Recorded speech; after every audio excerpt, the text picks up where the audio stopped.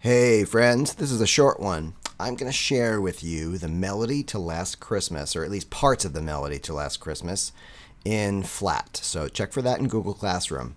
Then what I want you to do is you're going to go up to the share button, or it's not the share button, but it's the export button. You can do a whole lot of stuff here, but I want you to export it to Soundtrap. Okay, so it should export to Soundtrap and open up, but it's going to open in a brand new file. So you need to do some stuff here. Thing number one is that you will maybe remember that I have mentioned that the melody to Last Christmas has some ties in it, okay, in the sheet music, like here in the first measure, these 2/8 notes. That makes it easier to think of the rhythm in terms of like counting, but Soundtrap doesn't recognize ties. So you're going to have to go into this Soundtrap file, into the one that you just exported, into the piano roll, okay? And you're going to have to find those extra elements. If I were to play this, so here's this extra one. I'm going to delete that extra note, the one that was the second note of the tie, and I'm going to take the first one and extend it over. Okay, so here's another one over here. You can probably find most of them by listening to them. Let's just change the tempo here. And I think you will find this a little bit easier to listen to.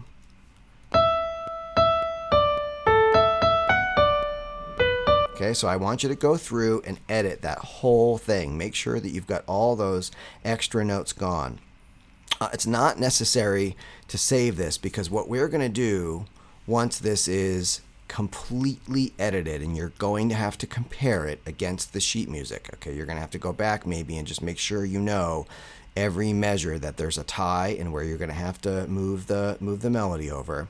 And then what I want you to do is under the edit menu here, when you're looking at the MIDI region, if you click edit, there is this option to add to the loop library. So you can just name it Last Christmas Melody. That's fine. This is, by the way, in the key of D. Okay, better to name that right now. And then click Add Loop. All right, this is in real time here. Luckily, there's not a lot of latency going on. It'll take just a couple more seconds while it saves. But if I open my full song file here, and you can see what I've done, by the way, because there's 120 measures in the song. I've taken my drum loop and my bass and my synth chords, and I've dragged them all the way to the end of 120 measures. The next thing I'm going to do here is I'm going to open my loops, and sometimes it starts with like a suggested loop or something. If you just click the X here, it should give you all of these options, but you're looking for My Loops. And if it doesn't show up, just click Save and refresh the page, okay? But it will be in there. Let's see here. So this is the Last Christmas Melody is not in there. I'm going to click refresh and see what happens. Okay, here it is. And I'm going to X out of this because my loops were missing. And here it is, Last Christmas Melody. I can bring this in. I would drag it into its own brand new track. The last thing that I want you to do with this melody that you're using today is this is going to require being cut up. This is not the entire melody for the song. Okay, so we can place it. You know, for example, this part, this Last Christmas Melody, does begin at measure 9. Okay, so if we come over here, okay, so it's there, but you're going to have to come to the end of that. That's about 8 measures long. So right here is the end of the 8th measure there, and you're going to have to split this up. I want you to click on the region, and if you either right click or you can go up here to edit, you should have an option for split region. It's going to split that wherever your cursor is.